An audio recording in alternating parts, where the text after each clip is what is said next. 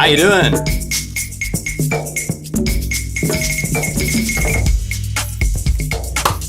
Hey, welcome to a new live stream. Full camera. Wow. I have my let's see if I hit here. I don't know if you can see, but right here's my Sony A7 Mark III full frame mirrorless, beautiful, unbelievable. I use this for my landscape photography and other stuff, and it's just an incredible camera. So the picture is nice. Yay! Let's see what's going on in the chat with everybody. Hello, welcome.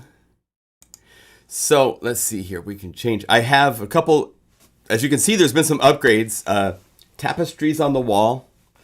My sweet girlfriend, Melanie, she had some tapestries downstairs in her little workspace, and I borrowed them for a video I needed to make, and I thought it was really cool.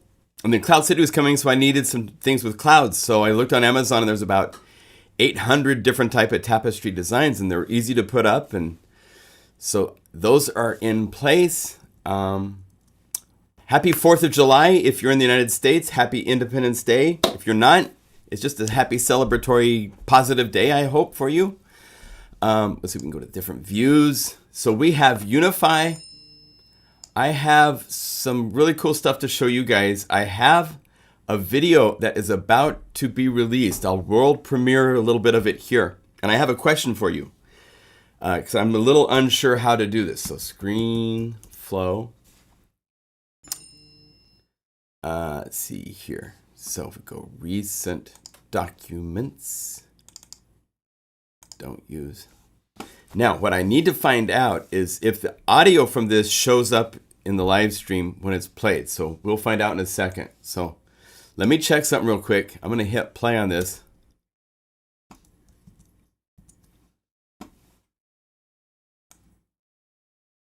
No, it's not working yet. So if I go over here, ScreenFlow preferences, do I have audio control here?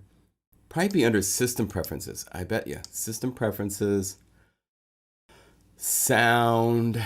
Where's my sound control panel? There it is. Output, live stream, multi-out. Now, nope, that didn't work. Let's see. Soundflower 2 channel.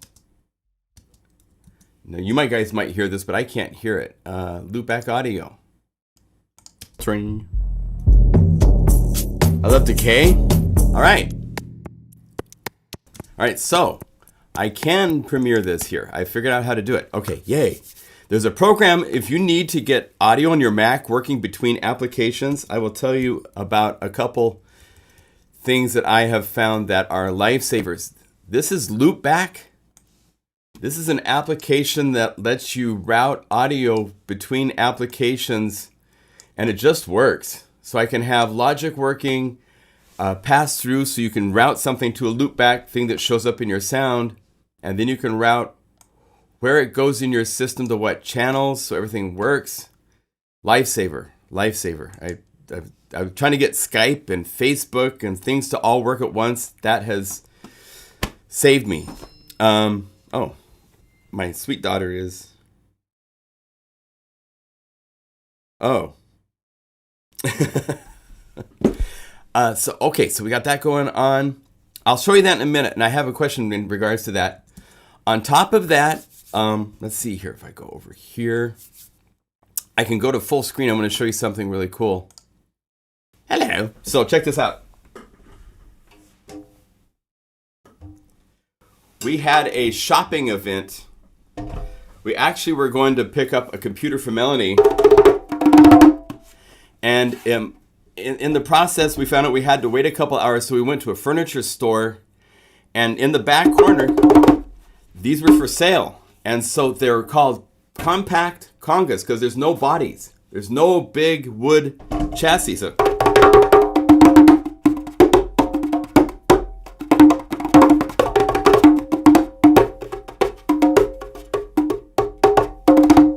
So I sampled these. I'm not the best percussionist, But if you play 500 samples, you can pick out at least 50 that sound really good. That's the free tip I'll give you on that. So if we go over here, we say init, and I go over here to Guru Sampler, and we go over here to Cloud City, and we go to percussion. You will see down here there is now compact conga.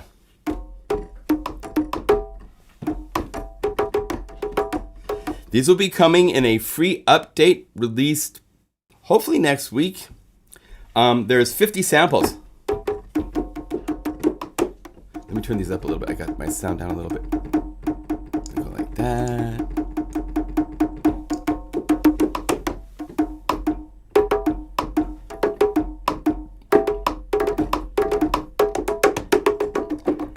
And I have, if you check this out when I play the keys, slaps.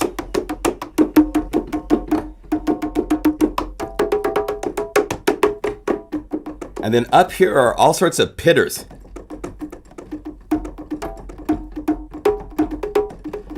Because half of the fun with a conga, if it's a really good conga player, is they're playing all sorts of...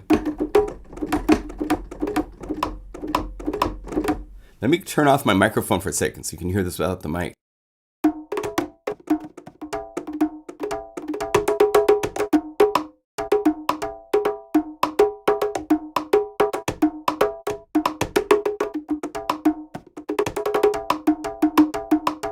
And then there's also flams.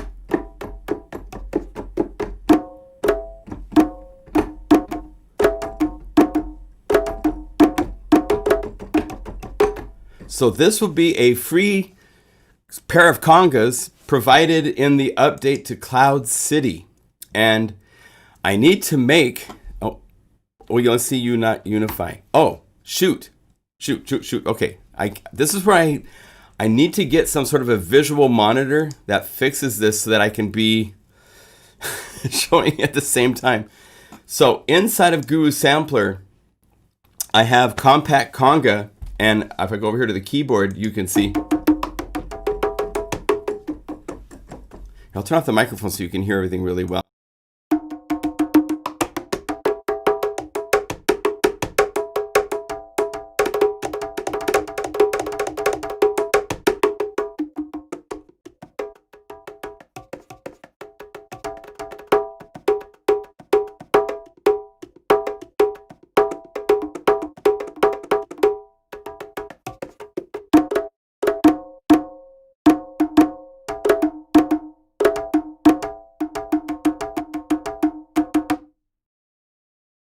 So you have, in fact, we'll probably do some programming here in a minute to make some, I don't have grooves for this yet, so I need to make my stack. And part of what I show in this, there's a MIDI box video coming out, and I'm about to give you a premiere of it. But I wanted to show you those guys first, because we're going to need to make a stack for them in a minute. Wow, yeah, the camera really helps. It's nice. Let's see, what are we looking at? So yeah, camera and lighting makes a big difference in how things look. So in fact, check this out. This is the narrow in view, but this is a very wide angle lens. So I could go like this and check this out. Are you ready? So here's the whole studio. You see the modular. I have a Novation, is it Summit? Oh, Peak. Now it's called the Summit for the bigger one, but I have a Peak. There's 2 access viruses. Way back in the corner is the original red Nord lead. And the red tabletop access virus is on top.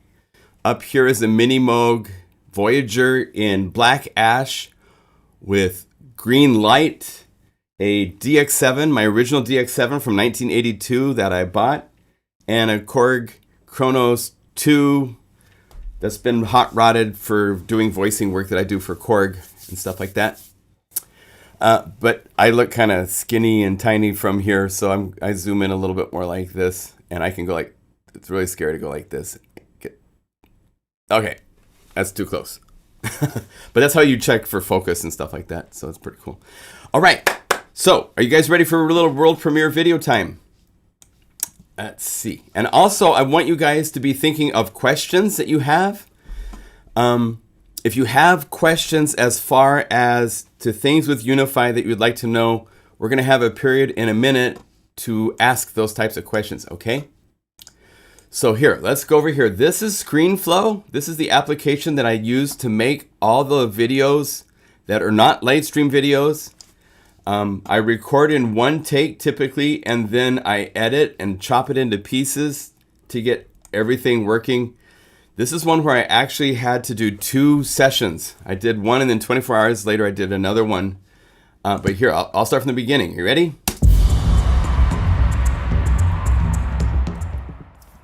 Welcome to a new video. My name is John. Oh, wait. I'm cool. Wait. Welcome. I'm still over here on big camera, so let's go like this to just a whole desktop. There we go. So this is ScreenFlow, and this is the program that I use to edit. I don't know if they have it for the PC yet, or I don't think so, because there's very specific things to the Mac that this can do, where I can zoom up the mouse size, I can do background blurring, all sorts of really cool things. But let's shrink this down, get this screen to be nice and big. So here we go, from the beginning. I'll just play some of this for you.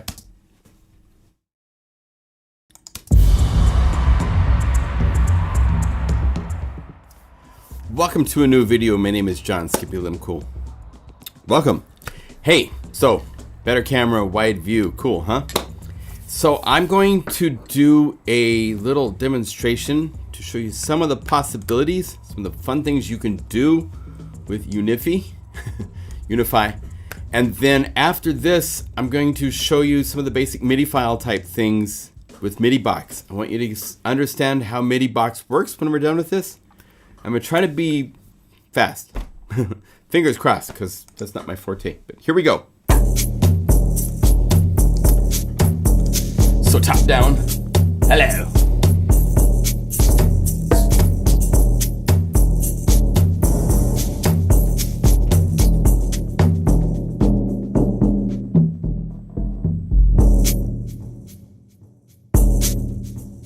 MIDI file velocity.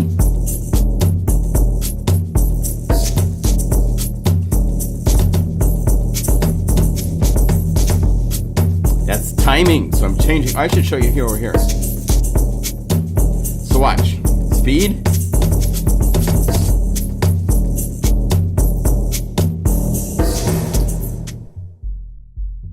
Filtering. I love decay.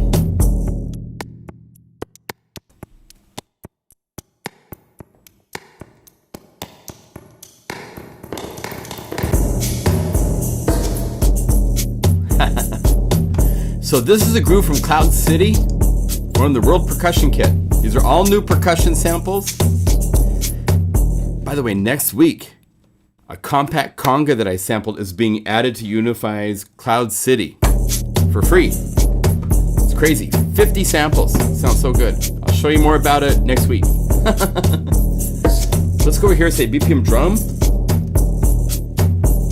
Let's add some groove elements to this. I'm going to use this no pitch shift.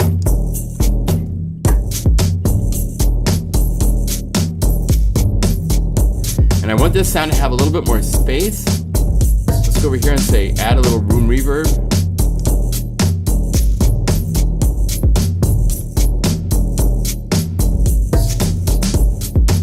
Okay, that's nice. BPM drums, let's go over to the Chaos Kit.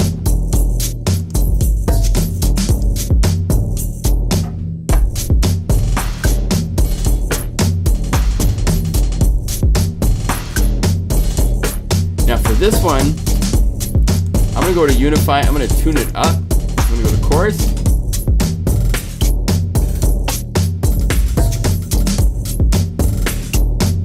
That's pretty good. I'm going to go to the Flex EQ, make it a little bit brighter.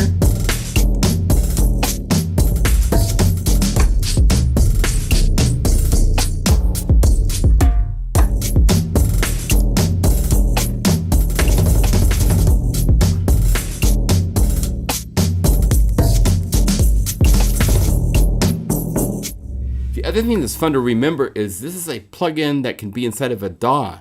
So this timing manipulation you're doing is completely independent of your sequencer that's playing. So I could have a whole song playing and still be over here going.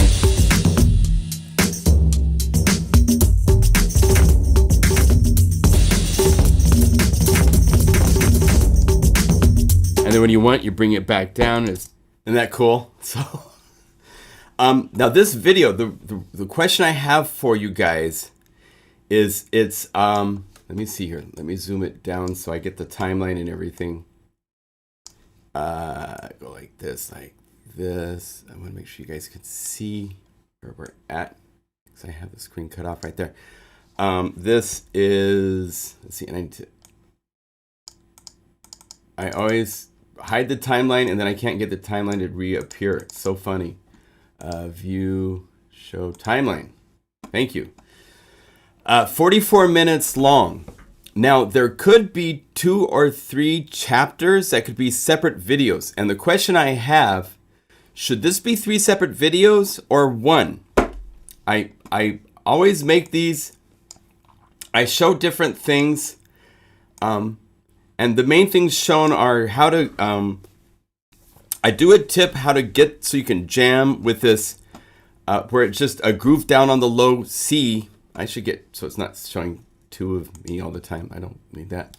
And go over here, get this back. But should it be separate videos? Would that be better consumption-wise for you guys? Or do you want 45-minute videos that have, this is kind of an overview of MIDI box and all the parameters, so it kind of ties together. And then I thought I could make like separate videos after this that would pull into different sections. But I just want to make sure. A short timetable of the, okay, yeah. 1 video with chapter markers, great.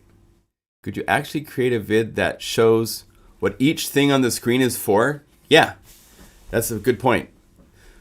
Okay, with chapters. Yeah, we have Sarif has been doing where he puts a comment with the divisions of time. So that's actually a really helpful thing. I just want the information on how I use MIDI box. Separate from jamming. Well, I kind of do it together. Kind of a all or nothing kind of a package. I'm going to also do separate videos. I mean, I should do one where I just go through the parameters really dryly, but those are kind of not very fun. But let's do this. Okay, I appreciate the feedback. So we'll do one with timestamps. Jamming together gets, well, now I was pretty focused on this video. I'm really happy how it turned out. So I think you guys can let me know if it's, you know, I'm trying when I make these videos with ScreenFlow to not go into weird places that have nothing to do with the video, stuff like that. So it is more focused as far as that goes. So yeah, we'll just leave it at that, and it's gonna be a nice video when it comes out. It'll come out probably later tonight. I have another video to make for a new synthesizer that I was involved in the voicing of. I can't talk about yet, but it will be out before the end of July, and we'll talk about it then. And it's very, very, very interesting. Very cool. So I want to take a look at our congas and MIDI files. Would that be a good place to look? Would you guys like some MIDI box tips? Did not seem focused what you just showed. Okay, that's fair. Well, here, we could do a tour of buttons and stuff right now if you want. Just to talk about what is in Unify, what you see on the screen. Would that be helpful?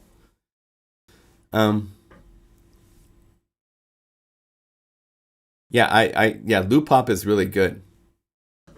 I'm pretty well versed with MIDI box. Okay, MIDI box is good. Okay.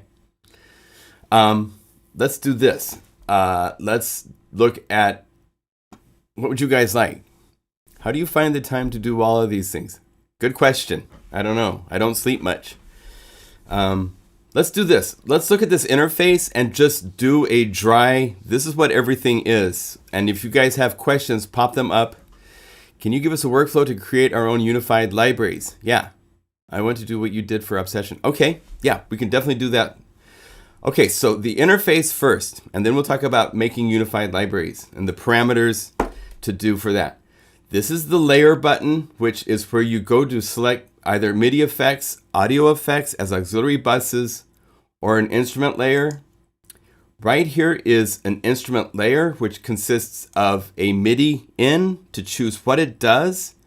And right now we currently have 3 settings unless we go to MIDI effects. And if you add MIDI effects up here, I'm going to just add a couple arbitrarily. By doing this, this list now has grown to include those 2 MIDI effects. Now we have a MIDI effects slot right here, so you don't necessarily have to use the MIDI effects in their own separate little area up here anymore, unless you want one MIDI effect that's going to talk to multiple layers. And that's when that application works really, really well. So one of the modes that's really handy, I'll show you, there's actually 2 modes. Let's go over here to layer presets and say replace from Guru Sampler. Let's just say a pad so that if I set this to mono latch and I turn on the green light and I play a note, it's now a drone. And it will drone until I play that note again to turn it off. But it's mono latch, meaning that if I play that note, and if I play any other note on the keyboard,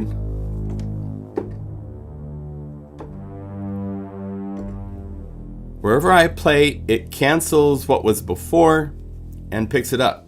So it's monophonic. Polyphonic, and notice if you click on the MIDI, if there's latches and stuff going on, they turn off. Polyphonic, this is like Omnisphere's latch mode where you can play a chord and it will keep this chord. To stop it, you have to play that chord again. And if I play, let's say don't play this note, that C keeps playing until I play that C. So we actually had a request for another mode we're going to implement where it's like mono legato, like this, mono latch. But if you play chords, it would let it be a chord. And then when you play another chord, it would cancel the past chord, make it a new chord. So that's a mode we'll be adding. It's not in there right now. Okay. This is your transpose. One of the cool things with transpose is we have a hot modifier. So if you hold down Option, you can transpose up and down by 12 semitones. And that works if you're at 0 or even if you're at like 7. Now it's going to transpose by 12 semitones at a 7th position of transpose. Okay. This is MIDI in MIDI channel, and this is MIDI out conversion to a specific MIDI channel. There's some cases where that is necessary. This is really handy if you're going to do something where, let's say here in Logic, I want to do something where I use Unify on multiple MIDI channels. So I would set this to be MIDI channel 1, and then I would go over here to Logic to this track, and instead of saying all, I would change it to be MIDI channel 1. And then in Logic, you go to track and you say new with next MIDI channel, and there's a control, click, click, click. So I've made 5 MIDI channels. Inside of Unify, we can come over here and say, give me 3 more with the next MIDI channel, and each one will be advanced 1, 2, 3, 4. And then I say needed 1 more with the next MIDI channel 5. So I now have 5 layers that could be 5 different sounds. If I was to go over here and say replace, and notice we have, this is something new also coming to Cloud City. When I release the update, is that we have over 500 layer presets coming. All of the BPM stuff, all the pads, all the basses, all the BPM basses. My assistant Taylor went through and did all of this work. So by doing that, I now have a bass on MIDI channel 2.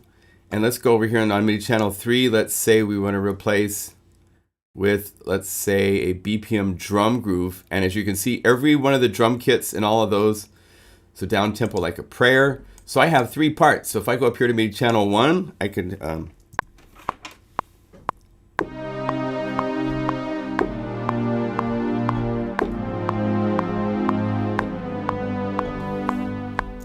okay. So let's go like this and quantize and turn on cycle. Go to the second MIDI channel. the bass. Oh, I don't have count off. Oh, let's see, I gotta go like this. Well, we can just do it without. So go C, 3, 4.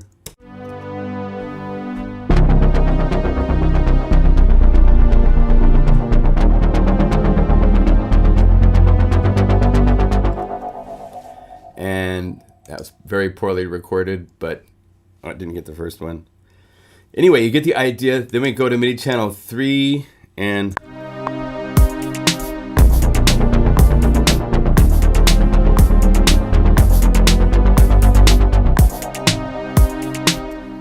there I have 3 different sounds playing on 3 different MIDI channels inside of one Unify. So the MIDI channel allows you to do this division where it could do up to 16 MIDI channels at once if you want, right? Make sure you guys are able to see what is going on. Yeah, okay, so that is what the MIDI channels are for. Let's init. This is key range, and this allows you to set the top and bottom range of the keyboard. Right click will pop up a modifier so you can play a key on the keyboard and it's listening. You could also type in, B1, and it would set it to that. It's really nice that it listens, so that way you can quickly say, this is the bass, and then I want to make another layer preset, say empty, but this, let's just say pad, and go quickly to something, and just hit the right click on the low note and hit C, and let's have this stop at B. And now I have I have solo on, which is bad. And there's still some finalizing I have to do to everything. But we could go BPM bass and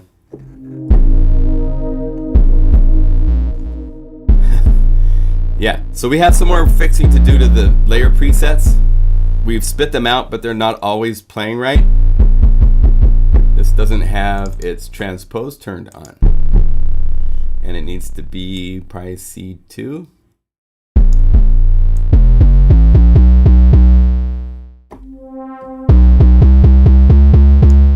There.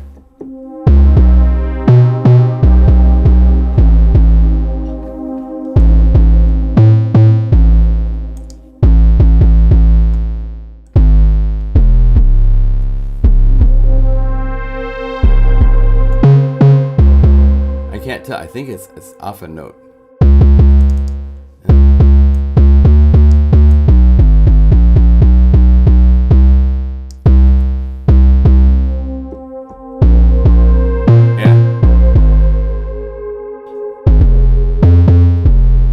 So since you guys are along for the ride, I'm going to save that layer preset. So it has the name. I need to go save layer preset, and I'm gonna, okay, so this is safe. So we can navigate, we gotta go to Unify, to libraries, to Cloud City, there's a new folder called presets, layer presets, instrument layers, go alphabetized, BPM bass. And this should save into there and replace. So now it's fixed. So I have to do that to 400 more files. Not 400. Most of them are right. There's just a handful that I need to check that are not quite right. But that's how you make splits. Okay. So let's init. Continue the adventure. Say that we call up a piano. So let's go layer presets, groove sampler, keys, piano, like maybe the pop. Right here is a velocity curve that you can use to, by bringing it this way, it's more exponential. So you get a lot more range of soft. If you go this way, if you're playing from a weighted keyboard, you will actually want to adjust a little like this so that it's not as sensitive and dynamic. Because I'm programming this from a soft, lightweight keyed synthesizer where this is, if I reset, it's fairly normal. I also have, if you say load, there's velocity curves for an 88 note weighted, which does just that. So it can give you a little bit of a velocity curve. If you're working with something like DX'd, This is really handy because you can actually limit what the maximum velocity is. So it can't get to be popping really bad, bright FM, which happens on some DX7 type patches. And you can also make it more expressive because DX isn't, its velocity curve is kind of weird. So you can use this to get more velocity shape out of it. This is the bullet to load MIDI effects. It is multiple, so you can load as many MIDI effects as you want. If you want, you can have MIDI box going into jitter box, which is then going into our filter to like get rid of some controller or something like that that was going through that you didn't want. If you hold down Option, that's how you can delete effects from the slots. This is insert effects. So over here is where you have access to loading the built-in effects that are here. But you could also click this again and go to all your effects that are built in here. I could go to Valhalla and say Supermassive, and now I'm using Supermassive. You've got the ability to add additional effects. So we could say put this then into distortion or whatever we want. Again, Option click to delete. Mute and solo. There's some cool features with solo. Let's cover those real quick. Say we call up something like environmental. Let's do this. BPM split.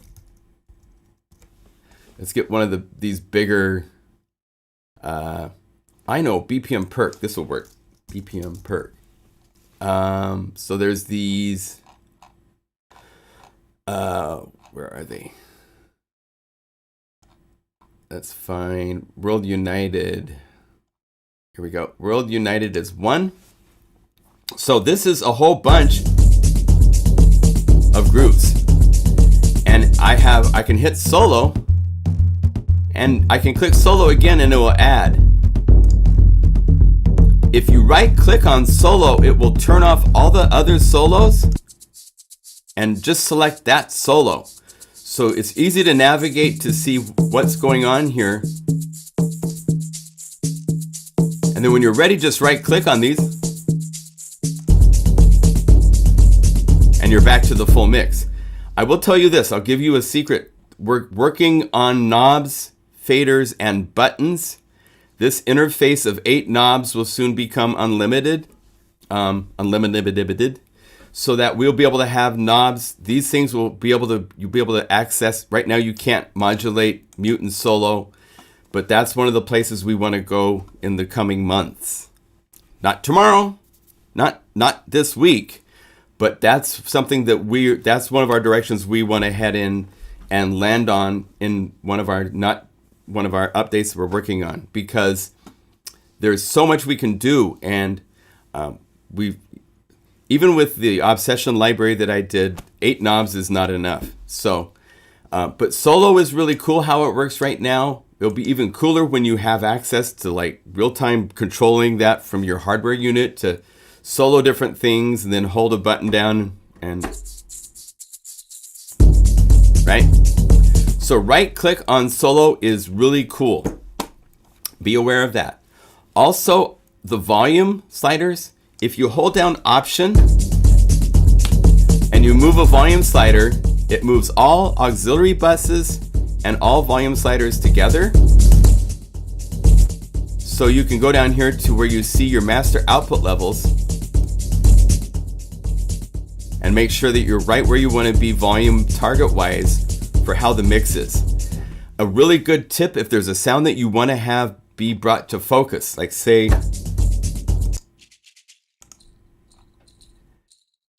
maybe one of the bigger drums up here. Maybe I want this to be bigger in focus, right? You could bring this up louder and then Option click to turn it down to get everybody back in the control range that you want volume wise. So you can use Option and Clifton for the volumes to do really nice tonal things. One free tip, most of the time when you start from init and you're programming and you've made something cool, let's go to the Obsession library for a second and clear this. So let's say we go let's say sequence, and let's get a couple things. We've played around. There's 420 patches, so it takes a while to get to the sequence. So I'd say this. And let's right click and add another.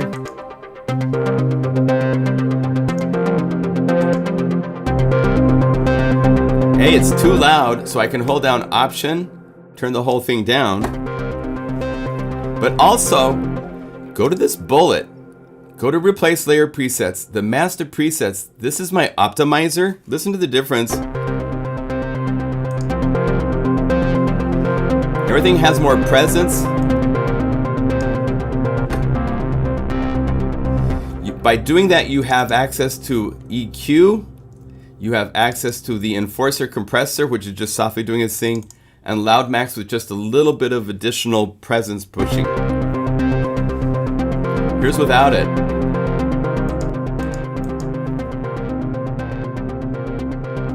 So it's nice to be able to add this to whatever you're working on.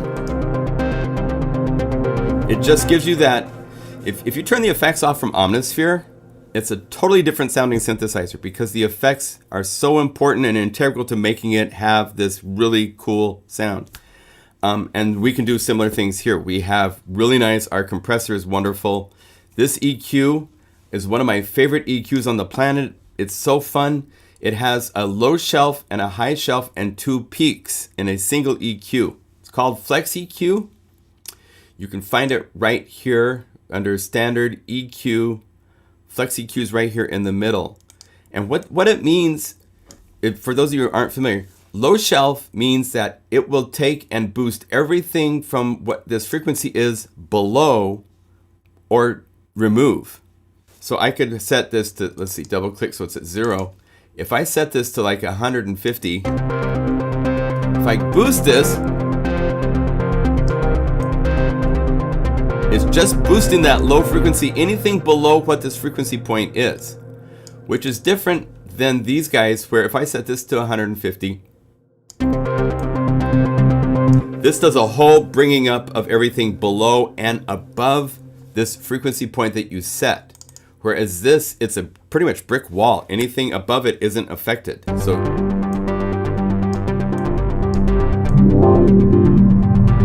you can hear it. Right? Same with the EQ. This highest shelf will only boost the frequencies that it finds and above. So you can really get that really sweet sizzle. Here's without it.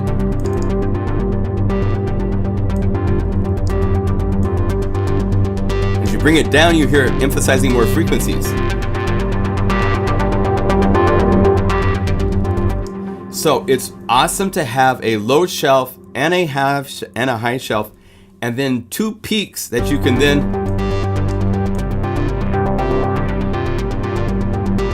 find where the frequency is that you want to emphasize a little bit. So here's without, here's with. So the Flex EQ is one of the secret tools. Another favorite secret tool that I have is to use under EQ the MDA loudness. This does a focusing of the low frequencies. Here, let's do it without. Let's set this to like about 14. Ready?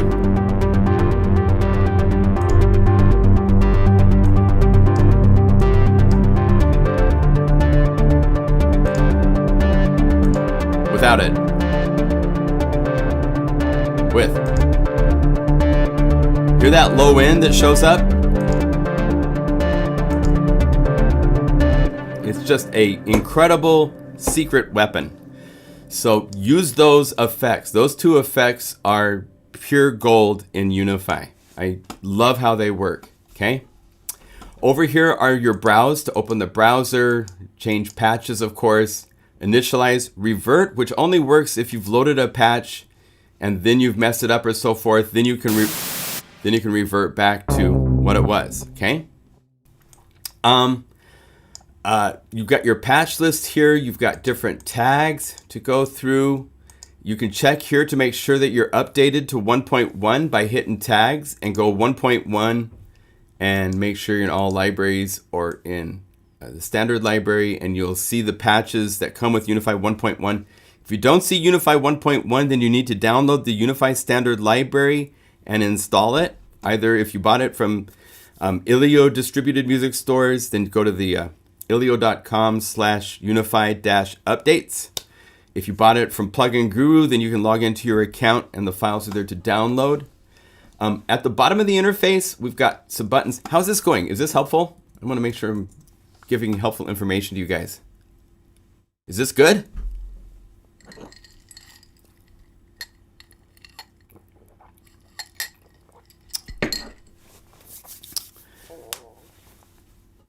Got the keyboard in half with an art base or whatever they're using. Yes, happy 4th to all.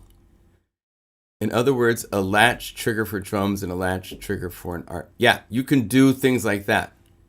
There's always something I didn't know. Any 4th of July? No. Unify does not ever go on sale. And I'm not having a sale this year. For the first time in 9 years for the 4th of July, I had a sale like last week, promotion type of thing and so forth. And, you know, I work my butt off for the libraries I make. And sorry, I've been making videos. And so I haven't had the opportunity to organize any sales. So there is no sale. There might be a late summer sale or something, but that didn't, to be honest, I just didn't have time. I did the Obsession library, the video for that, the video that I'm releasing for MIDI Box. I have another video I have to make. So, but Unify is always on sale at $79. Thank you, Shane. That's one of the cool things is that instead of making it $199 and making so that you guys wait until there is a sale, Unify is always on sale at $79. It should be far more expensive for a plugin that comes with 500 patches and the ability to load all of your plugins and do all this amazing stuff with your plugins should be a lot more expensive than $79. But I want everybody to own this. I want it to be something everybody gets to enjoy working with, and they don't have to wait till there's a sale to buy it. So it's always on sale. Okay? Let's see. Continuing. Let's do the bottom buttons. So right here is your keyboard where you can right click and choose what MIDI CC each of the 4 inputs will show you.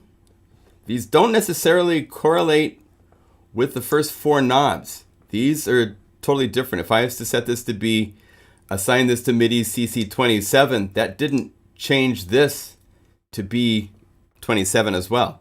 It's just that this knob now doesn't work because it's no longer listening to MIDI CC like that. Now, one thing to point out, we did some modifications to how Unify inside of Unify work. If I load up, we have some settings right here where we can turn on the ability to link when we load patches, Unify within Unify. In other words, if I go over here and I right click and I say, add this into Unify, it's made a new Unify layer that's playing. It has its own knob presets, right? That can change the sound.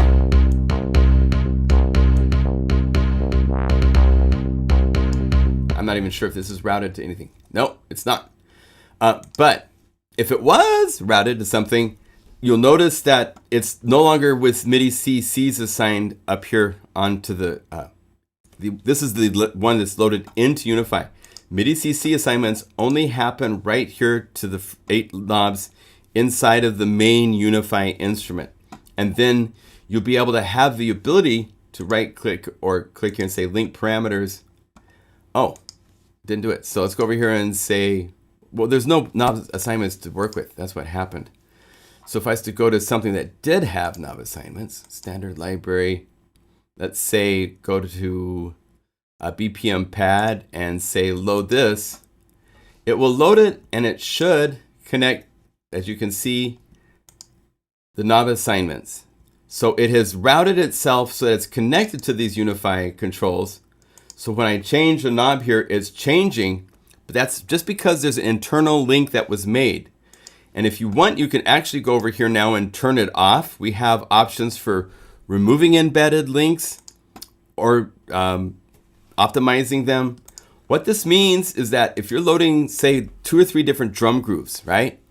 and one of them has something where it changes the pitch and it breaks, then you'd be able to go over here and say link parameters and go to that layer and turn it off so that that knob on that layer doesn't work. Okay, so that's one of the flexible, cool things that has been added to Unify to try to streamline this. It used to be you could have a MIDI CC here and you could have a different MIDI CC on that same knob and we're like, oh, that's confusing.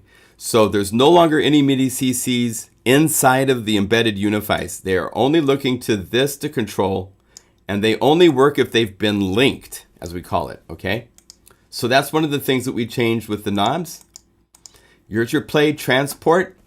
This is where if you have this set to manual start and stop, then this starts and stops. I will say if you're in a sequencing DAW environment, a lot of this stuff is limited in scope because the clock, the position of your DAW overrides all of this. It doesn't matter. In standalone, this stuff has all sorts of great bearing because you can say, I want it to be a drum groove down here on low C, right? And I'm going to click right here and I say, only listen to low C or below to say when to start the downbeat of 1. And I want to have it on restart, so each time I hit that, it restarts. There's all sorts of options like that here to work with that have bearing when it's in standalone that don't when it's in a DAW environment. If you load a MIDI file and it's a different time signature, it will display.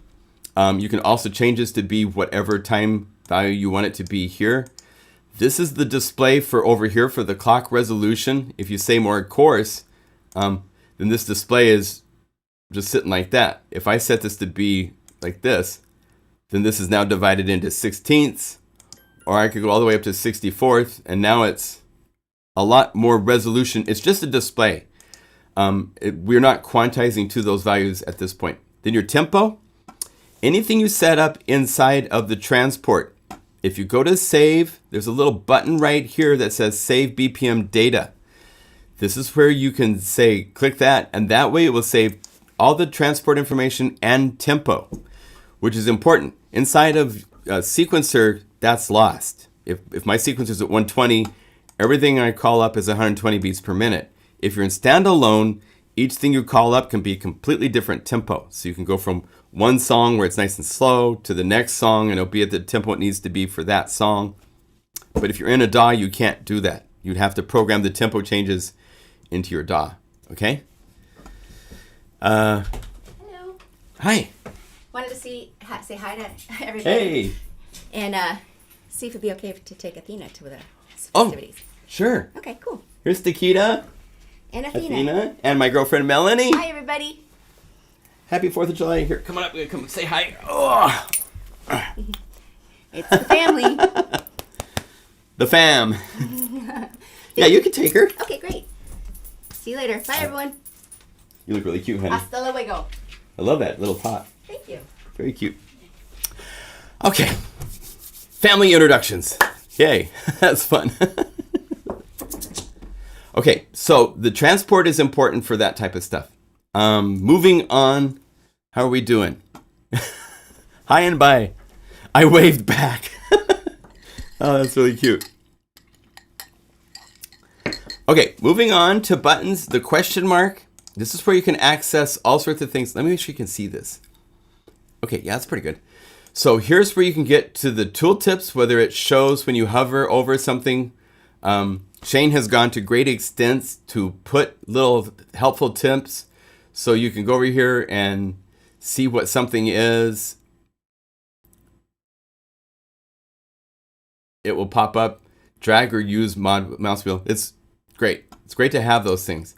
About Unify is a little information thing about the two of us and all that kind of stuff. Oh, I also want to point out from here, you can click the free source, and this is great. It will go to, oh, this doesn't talk about our, does it talk about our synths? No, I thought it might go to showing a credit for all of our synths and so forth. Maybe we do that somewhere else. Unify News, check for updates. The Unify Online Owner's Manual is accessible from inside of Unify. I will say, let's all give a massive shout out to Shane. Shane finished the owner's manual. There's no more red not working links. It's all done. So he could actually get rid of the red links here, but shout out to my brother Shane.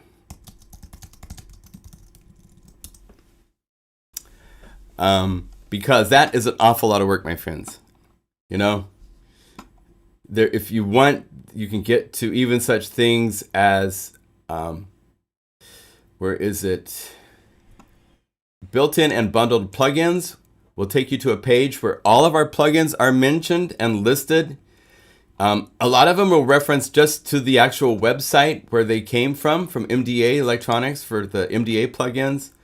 But if you get to something like MIDI box, all that kind of stuff, there's, let's see, instrument MIDI effects. If you go MIDI box, it's a lot of information he has put in here on how MIDI box works. It's great. So thank you, Shane, for doing that. It's been, I started this and sucked at it terribly. And so he's definitely got the, it's never finished. Yes, that's true. So that is there from the question mark. You can go to the Plugin Guru forums. We have a link right here to go to our forums where there is a lively discussion on all sorts of things, questions about Unify, the online manuals, musical showcases, all sorts of stuff. There's over 3,200 posts, 500 topics. So join the group. If you like to communicate, if you have questions, this is the place to go first to look for questions or to ask a question. You can search here and then you can contact us by email if you want. Ideally, that would be the way to do it. And then the pluginguru.com website, of course, which is where you can get updates and so forth if you bought Unify here. Again, if you bought Unify from one of our other distributor partners, then you go to ilio.com/unify-updates, and right here you can download the files. If you bought Unify from pluginguru.com, do not use these files. They currently are not cross-compatible. There's two different systems of licensing that we're actually looking at some options to maybe make this simpler. But don't use these files if you bought it from pluginguru.com. You want to come to pluginguru.com. Hey, the website's slow. A lot of people are hitting it. Good stuff. Okay, so in the middle is a little bullet. Toggle the CPU meters. By the way, when you first install Unify, I noticed a couple things. If you hit the little settings icon, you can have CPU meters on by default, which I have on, so that these guys just show up. They show up right here by each layer, so you can see who's asking for all the CPU power pretty easily. We also have fixed MIDI CCs. If you turn these on, I can now change volume with MIDI CC 11 and MIDI CC number 7, but they're off by default, so it doesn't listen to MIDI until you turn these on. By turning them on and closing out of this, when you quit Unify, it will remember those settings. So you can set it how you want, and then it's going to be remembered. So that's important. You can go refer to the window size. You could actually, if you're in a big studio and you have a big monitor, and every time you power up Unify, you want it to look like this, you could go over here and say, save window as the preferred, save preferred window size, and it will save Unify in that window size to power up that way from then on, which is a handy, useful feature. Close all plugin windows is one if you have a lot of windows open and you want to close them all at once. The little exclamation point is all notes off. If we have latch, or else if we have groove stuff happening, if we have BPM split, and let's say turn off this. By the way, if you turn on one of the tags, hold down Command to turn off the tags so you can see everything. Say that I have something like this playing. If I hit the bullet, it doesn't stop it. But this does. This is our stop everything button. If you have latch modes, if you have sequencers, if different things are playing when you hit this, it stops them, okay? So there's that to know. Over here are our different modes. We have two different views of the interface. One being what we call it, like I think it's actually called the accordion layer view. What that does is that compresses everything to fit. And as you scrunch the screen, it still compresses it to fit. It will lose buttons. It will lose all the details except visually you can see what's there. But it's cool that you can shrink to that size. The other mode is called scrolling. And what this does is even when it's shrink to max, everything is big enough you can still see it. The volume, pan, mute, and solo are available to be muted and soloed, okay? So you have two different views of the sandbox play area of Unify, right? One where it scrolls wider, but that way no matter how I zoom in, this is the default. We made the default now this because there's some things that are getting more complex. And I don't want it to have it where it disappears and you can't see things. The settings button, if you have the standalone, you have an audio MIDI settings. Here's where you can select a Guru file to load. If you don't want to do a drag and drop of a file over the interface of Unify. You can see the patch database. You can rebuild it here by hit rebuild now. You can rebuild it here also by the lightning bolt, which will also rebuild the patch database. Okay. And it used to be, if you clicked one of these, it used to do a patch. We got rid of it though. MIDI C, whether it's displayed as C3, velocity curves. This is where you can have a global velocity curve on top of everything of the patches. Like if you're on a weighted keyboard and you want to affect the way that the keyboard plays for every patch, if you have to go to every patch and hit the velocity and fix it, don't do that because in the settings we have a velocity curve global per MIDI channel. So you could have 16 different instruments sending data to Unify and playing on 16 different channels. It could be different keyboards that are all connected to the same MIDI chain, but each one can have a separate velocity curve for how it works in response, which is very nice, okay? Then we get to our plugin management. And so, well, first there's licensing, which is right here. This is where you would go to license online or offline. Here's our list of plugins. This is the known plugin list that I'm accessing right now.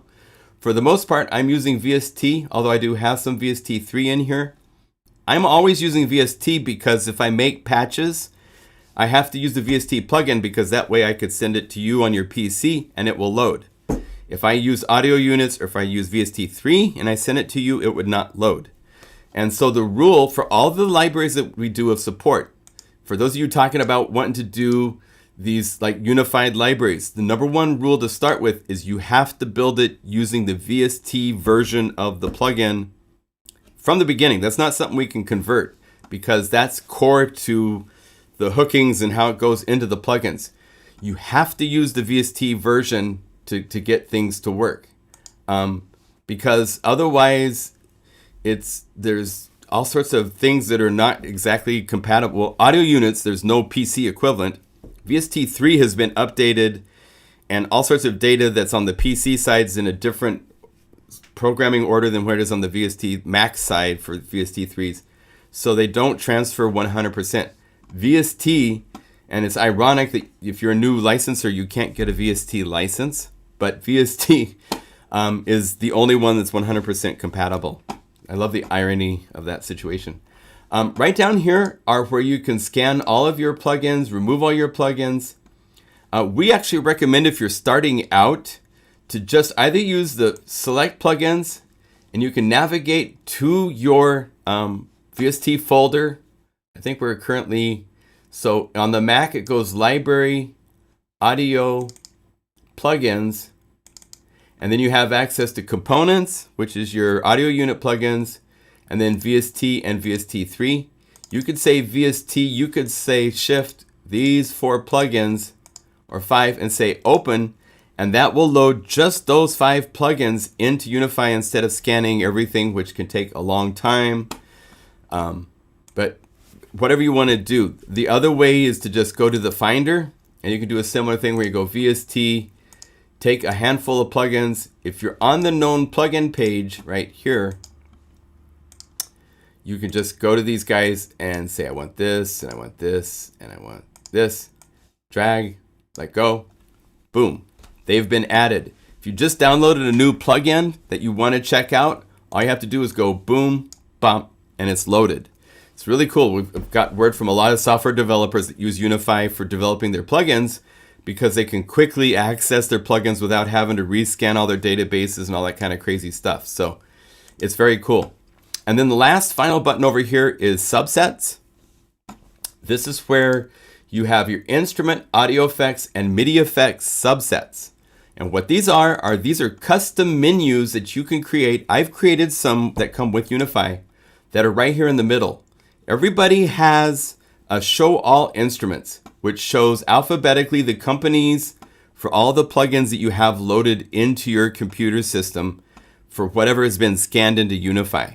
There has to be first on this plugin page scanned, either dragged in, loaded one at a time, or everything scanned before anything will show up in this list other than built-in. If we have a little built-in, these are the plugins that are included with Unify. But all these other ones are third-party ones that I've downloaded or bought, stuff like that.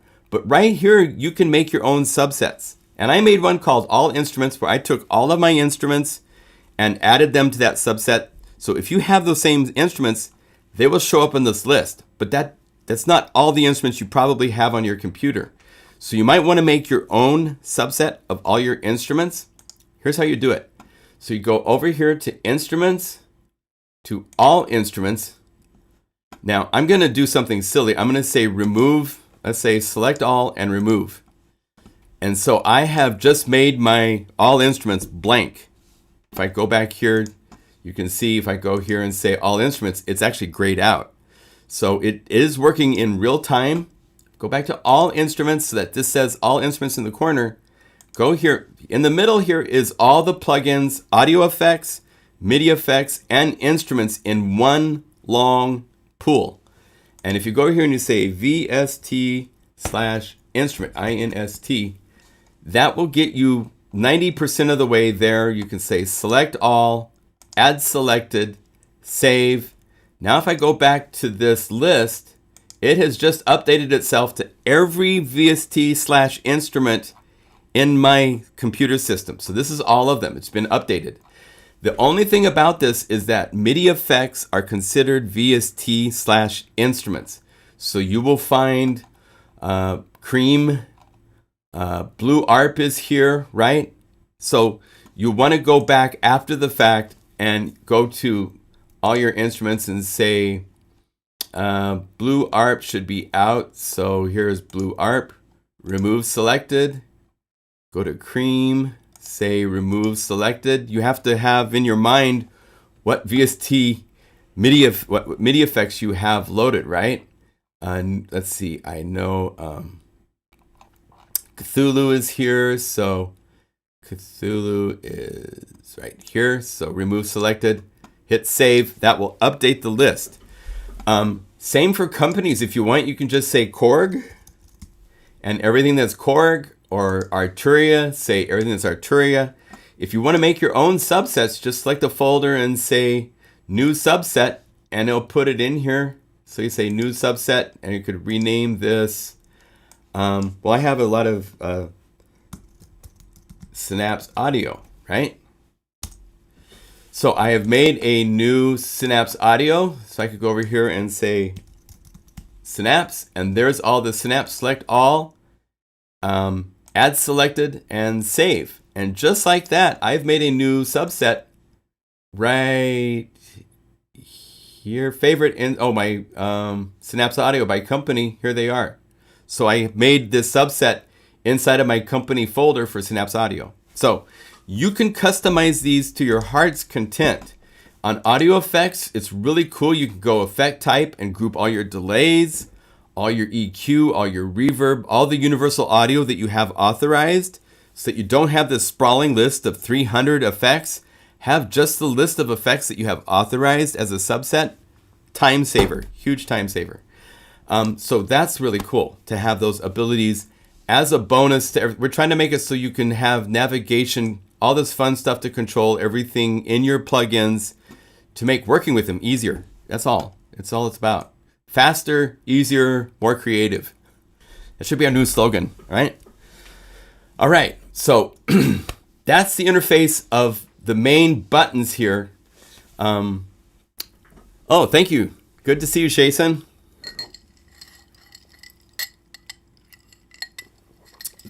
I've talked to Shane about this. There needs to be a MIDI effect definition or something for effects, because there's so many, and they're all just grouped in with synthesizers right now. Choose choices be overwritten when updating the... yes, we do update when you add new content if it's the same name. Yeah, you can save so much time by having your effects organized. I'll tell you another thing. If you're like me and you have a lot of plugins after being at this for 10, 20 years, if you go to your delay list and you look at the delays that you own, you will see delays in there that you forgot that are super cool. It's like, oh, I haven't used object delay in a long time. This is one of the coolest delays on the planet. Let's see if we go over here to like just some sort of a cool drum thing, right? So let's say drum kit, turn on. Go over here to the delays.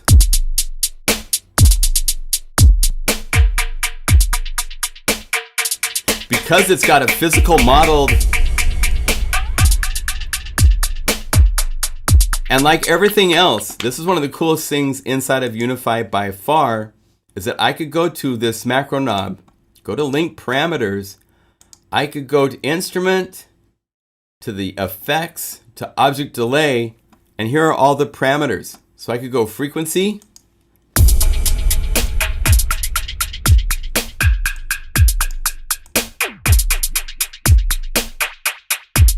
and that's one of an unlimited number of parameters. I could also at the same time go to Guru Sampler to chorus.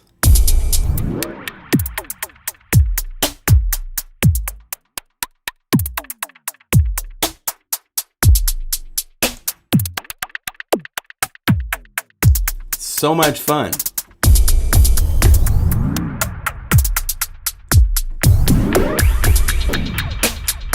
And again, the other thing that's super cool with 1.1 of Unify is that as you're going to these parameters, say we want to do something with filter cutoff, as I move this, and just by clicking here, I bet you I don't have filter cutoff turned on. Let's see here. I do, but it's on the envelope. So check this out. So let's go to this knob, hold down Option, and click it to get there really fast. We now have a reassign button on modulation where you can click here and you can reassign this to, instead of filter cutoff, I want this to be to envelope filter amount. Now when I click this, this is something no other plugin on the planet does, and we do this to every plugin you own. If you click here, oh, come on.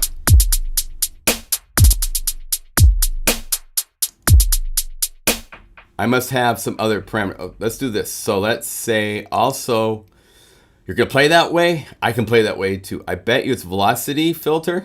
Yeah, it's up high. So I'm changing the filter cutoff in real time for where I want it to be when the knob is at this position. And when I'm up here, do I want it to be down in pitch? I can hear it in real time. I could make a whole roller coaster, right? I want to go down to here.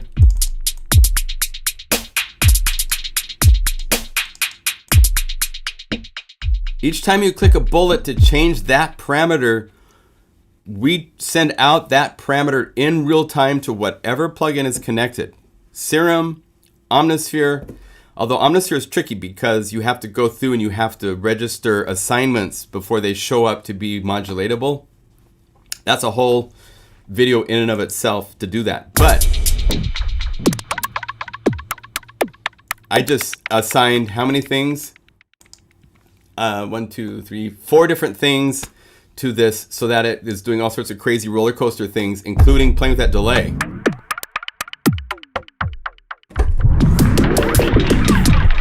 Nobody can do this. So having these abilities to everything you own is pretty cool.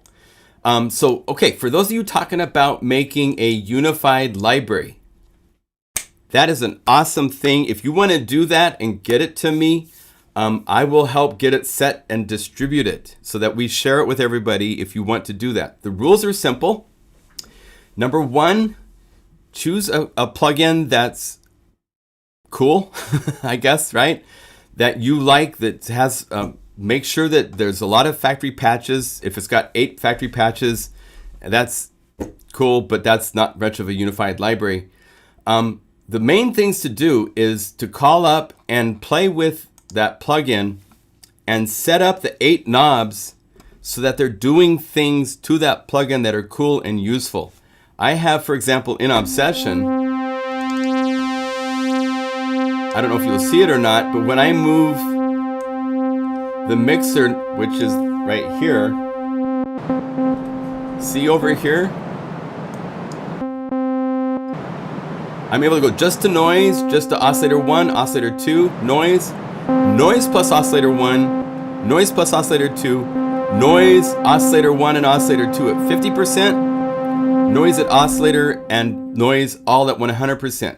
And to do that, I had to set up the controls like this so that things would come on at different periodic times between the 4 elements.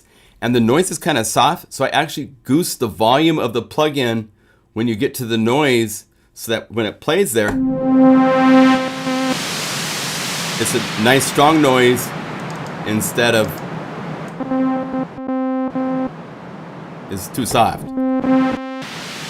It's like, So doing that, typically mod 1 I leave alone because a lot of patches in most plugins, mod 1 will do something, but this one here usually is for oscillator. Hold on. This is changing between saw, pulse, triangle. This one here, check this out. So oscillator 2, there's times where oscillator 2 is not on, right? So I have the ability to turn on oscillator 2. As soon as you move right here, it's off.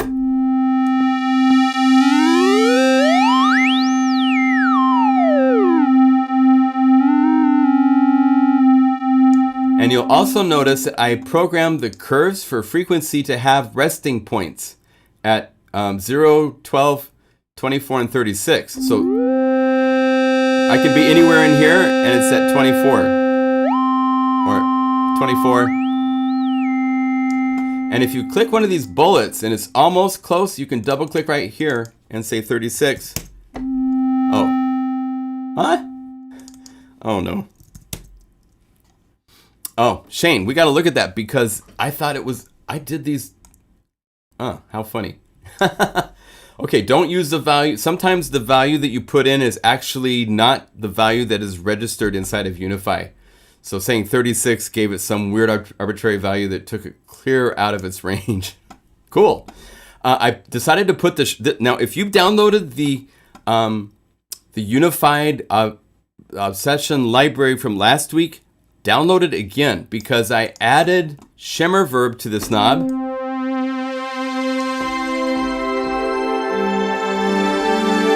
It used to be oscillator 2 cross mod, which is very rarely used.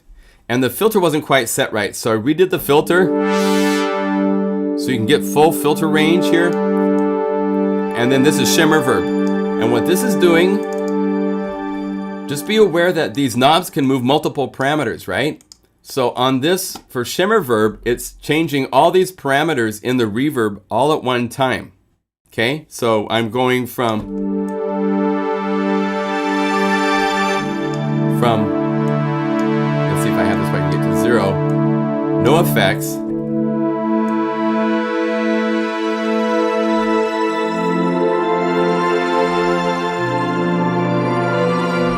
So, number 1, you start with a VST version of the plugin. Number 2, find 8 real-time controller knobs. Go over here and save that as a definition. Oh, you're not supposed to see that. So there's ability to save the knobs so that you can call them back up. And then all I do at this point is I would go to the plugin, call up the first patch. I'm not using any effects. The whole idea is that this is exactly what Obsession sounds like if Unify wasn't there. We're a transparent layer to start with. Okay, so no master effects, 0 dB, 0 dB. We're just passing through what Obsession does. Then you just go to the patches and you go to the first patch. I like to organize things, and if you send it to me not organized, I will rename it and organize it, because I want things organized so all the pads stay together, all the plucks, all the sequences. It makes it so much easier than just seeing all these names having no idea what the hell they do. So here I can say sequence. I can go to other sequences. I can go to BPM bass, BPM synth. Again, you don't hear any clicks.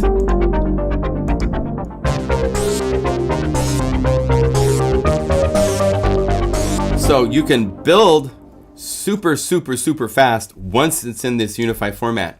So the idea is this: when you're naming patches, this is my golden rules. If there is something that is synced to time, you play it and it follows clock. That is a BPM something. So you put BPM. If you're for playing pads, a lot of these you can tell when you're looking at the actual plugin if they have some sort of categorizing. This was, I believe, in pads, so this would obviously be a pad, but they have straight and they have pulsing stuff all here in the same place, and so I hate that. There's nothing worse than being at a session trying to find the right magic pad for something and you have nothing but 10 pulsing happy pad sounds that are rhythmic that you have to go through. It's just like, why can't you get it together to help me so I look at the name and know what I'm going to deal with before I click the button? So BPM before anything that has sync. Large caps, space, dash, space, and then the name of the plugin and the patch. And then when you go save, categories is just one thing that typically is what this is without large caps. A couple tags if you want. The author is Plugin Guru. And then a little information I put in here to try to help people. If they load this and they get error messages, look at here. It'll talk to you about you need to use the VST version of the plugin. Make sure that you save with follow host turned on. You've got to have that turned on. And save BPM data also turned on. That way it will just save, especially follow host, because if you start loading Unify into Unify and you're controlled with a sequencer and follow host is off, they won't be in sync. I found that out the hard way. So game over.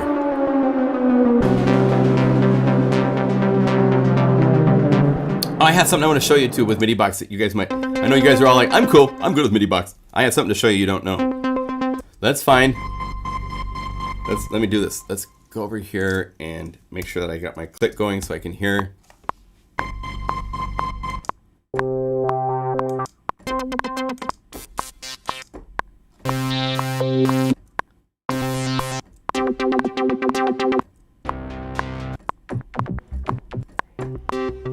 There we go. Age of Nebula. This is one where the sync for the clock rate is at a triplet feel. So what if I wanted to use a drum groove from Cloud City with this? First of all, I'd need to set this to probably 6. Oh wait, I need to go undo, go to the beginning. If I set my clock here.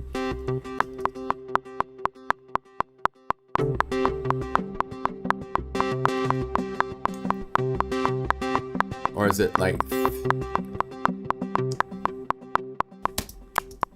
I always mess up. But anyway, you can deal with the clock that you need your meter to be. I always get confused with that stuff. Shane is good at that because of the folk bands and stuff that he works with, where they do different timing values and stuff all the time. But if you go to Cloud City and I load in a drum groove,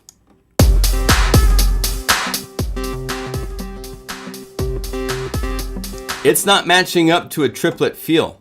Check this out. I don't know if you know this, but you could go to the timing and say 75%. And now it's perfectly synced to a quarter note triplet feel. You could also say 66.6.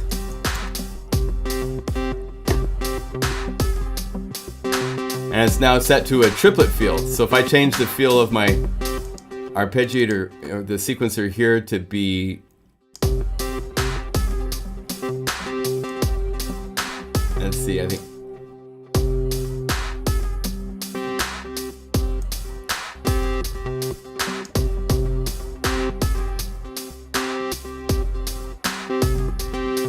it was a T, right? So you can go here to the MIDI box and put in relational values, and it lines up perfectly with the sync of them. So if you call up something that has a sync that's not 4/4, you can use MIDI box to take 4/4 things and get them. Now, that's different than the clock in your sequencer. Let's see if I say it back to 4/4. Oh, I always do that. Stop. Go here. 4/4.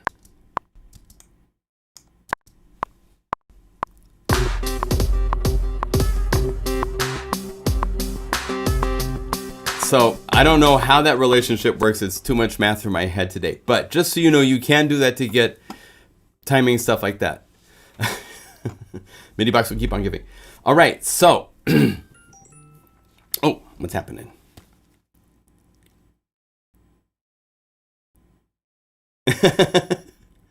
Okay. Yeah. Yes.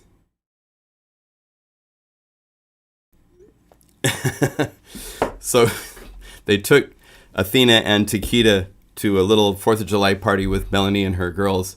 And Athena, she gets a little energetic around people sometimes. And so I think we will call it a stop right here.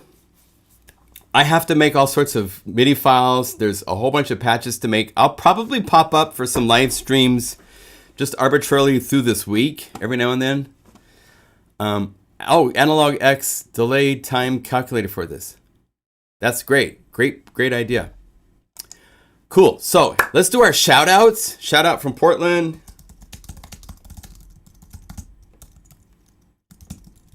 It's so nice you guys all came and joined on this day. I will be putting up the MIDI box. I guarantee you, if you think you know MIDI box, you don't know MIDI box. Or maybe you maybe just don't realize. So some of the things in this video that you'll see right here, these groove monkeys. Let's do this real quick. Let's say init. I'm going to call up contact. So we go over here to my favorites. You can make your own favorites where you put plugins that you use on a regular basis. I use Contact all the time, so it's in there. Let's call up a drum kit really quick. And I have something to show you that's kind of cool. So takes it a minute to get through that. So let's go over here to 70s drummer. Let's do the open kit. So we got a drum kit, right? Takes it a minute to load the samples. I don't have solo or anything to hit, do I? Oh, what MIDI channel? I'm not on MIDI channel 3. Okay, so if you want, there's a website called groovemonkey.com, and they make MIDI files for drums, and they're really good. They're very human. They give you, in the case of like this one song, look at all of these MIDI files that they give you for fills, all sorts of things. So first of all, if we want, we could go over here, we could add MIDI box to here, click to load a MIDI file, go to the MIDI files, because I just did a video on this, so I can go there, let's say ride, chorus ride. Now when I hit play, it doesn't play because I believe the MIDI files are set to MIDI channel 10. So you go to contact and you say Omni. And now it plays. Okay? Isn't that a nice groove? Now if you want, duplicate this if you want to have some fun. Go over here, replace the layer preset, go sampler, drum kit. Let's say Super Pop. Now, Oh, the duplicate didn't make a MIDI file. Oh, interesting. So let's go solo. Let's go copy these settings. Let's go over here, the add MIDI box, and then paste settings. And it sounds horrible. So one thing I teach you guys in this video is that the drum kits inside a Unify are the drum kits like I do for Korg synthesizers. They're shifted up an octave to make room for additional kicks and snares. So you just have to go to the offset it by +12.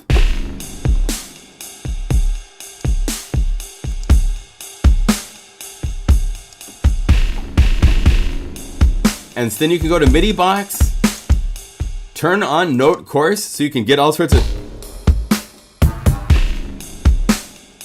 cool things added to a drum groove from the Unify layer on top of the normal drums. The normal drums, they're still playing in tune, but the Unify layer, badass stuff you can do there. The other thing in the video I show you is that the stack option, if we go to the desktop, I took in the video 8. I only did 8, but I show you how to do it and made them into a stack so that these grooves are all available. You can now go over here, macro knob 8, let's say is the standard one I use. Go MIDI effect, MIDI box, track number. So now,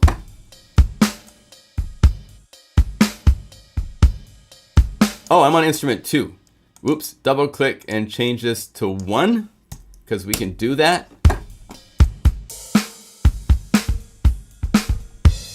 I don't know if you knew this, but if you double click in the text of our assignments, you can change it to what layer number or parameter you want. You can type in assignments. Okay, so we now have 2 different grooves. The layer 1 groove of real drums, I'm changing the parameters of, while layer 2's not, but it's transposing pitch. The places you can go, my friends, with all this MIDI drum groove stuff is sickening.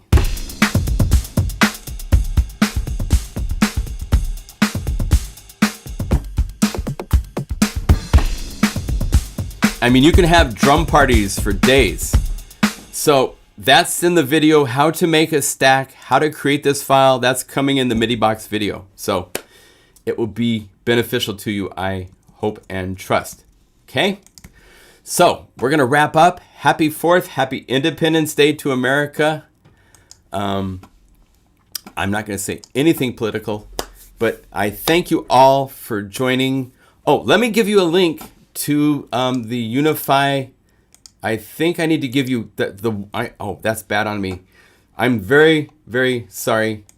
The file I need to give you is right here. This is the Obsession Unified final library. And I didn't give you a link at the beginning of this, and I should have. That's really unprofessional.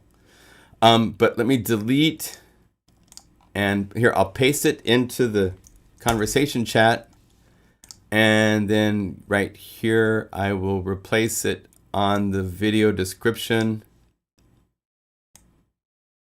And I apologize for this. The one you guys have been downloading today was the older one. There is the one that's updated that has shimmer verb and all the things for the Unified Obsession library. Just wrapping up our conversation on making your own library. It's just a matter of saving patches. I'm making these, and when we get them to you, they're in a .guru file. But if we reveal in the Finder, they're .unify files. We preserve the .gsd and those files for things that are license protected libraries. You can't overwrite them.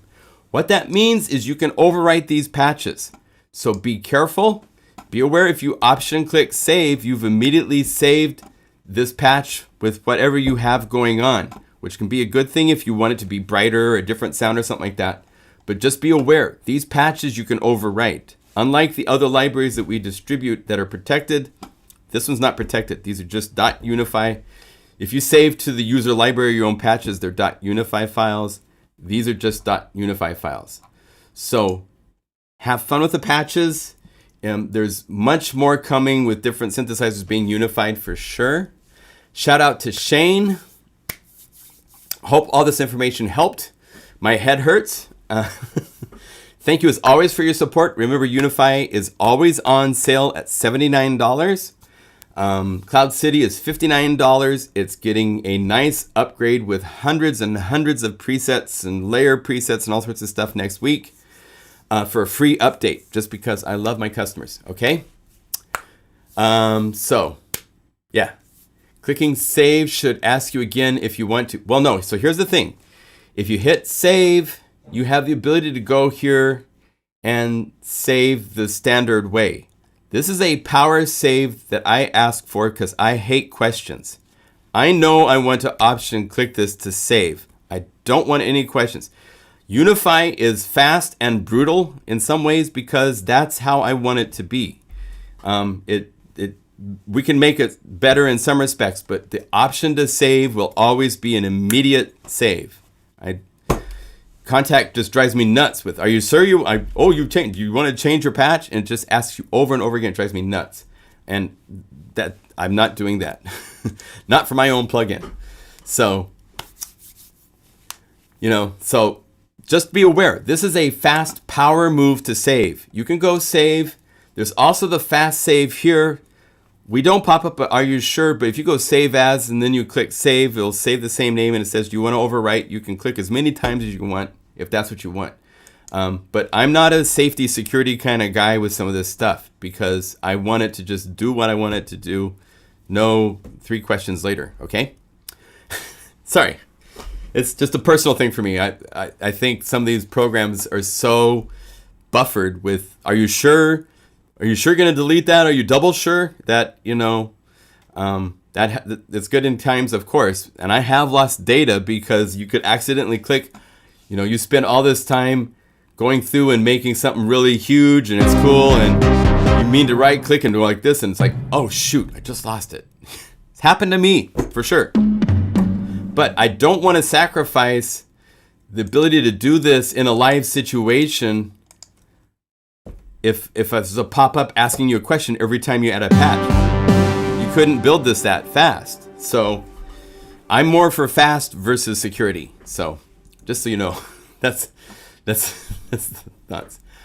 What you have given us in Unify is too good. Yes, thank you, Art. That's a very well way to put it. And it's going to keep getting better. My friends, if you saw what was in the minds of Shane and myself for Unify, you'd be terrified. I mean, I get goose pimples thinking about what is still to happen to Unify. You guys don't know, but you will. And when you do, you will be considerably as gaga as I am when I think about it right now. We're just going to keep lovingly building it. There's all sorts of things that we want to do that we're hinting at a little here and there that are going to be great. So, yes, but you could disable it. Good point. Maybe we'll do it. It just takes a lot of work. Shane has to program that into code. And some of those things that sound really easy are major pains in the butkus to do. So that's probably where a lot of that comes from. Yeah, save it right away. Then you can just op plus save repeatedly if you make changes or use revert to get back. Yeah, it's good to save when you start so you have like where you're going to go. It's documented, Thank you, Reggie. Hey, good to see you, man. Hey, Happy New Year. Happy New Year. My gosh. Happy 4th of July. Happy peace to the world. Let's love each other. We're all human. Black Lives Matter. Life is good. Strong, everybody. All right? Is there guidance in the manual for adding external sample libraries? Yes. There is. Go to the owner's manual. I love these questions between happy moments. Go Unify manual. If you go to the built-in and bundled plugins, if you go to Guru Sampler, there's information right here for sample support, for the text files, downloading files to work with to start, that will get you going. And we will make that all better in the future, we want to have nice interface stuff in the future. So anyway, be well. See you later. God bless. Peace. And happy beats to all.